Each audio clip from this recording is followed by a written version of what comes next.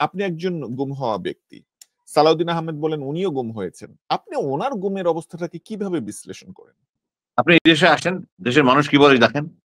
দেশের সমস্ত মানুষ বিশ্বাস করে যে উনি রয়ের হয়ে কাজ করছেন। হু, হু, ইভেন বিএনপির লোকজন যারা নমিনেশন পেয়েছে, পাচ্ছে, পাওয়ার প্রত্যাশী, হু, হু। অনেকে আমার কাছে আসে। এসে আচ্ছা। এই সমস্ত কথা বলে। যে আপনি দেখেন এই জুলাই বিপ্লবটা কি ছিল আসলে?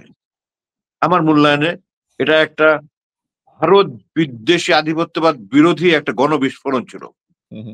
আমি কি ভুল বলেছি? না, আপনি ঠিক বলেছেন। জি। ওকে। কেন? এই যে আওয়ামী লীগের জঙ্গি, মৌলবাদী, পক্ষ বিপক্ষ, পরাজিত শক্তি এই সমস্ত বয়ানের জন্য এই জেন জি তারা স্লোগান দিয়েছে, "তুমি কে আমি কে রাজাকার, রাজাকার।" হু, হু,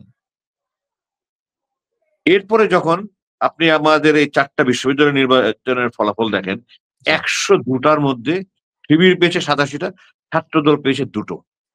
কেন? জি।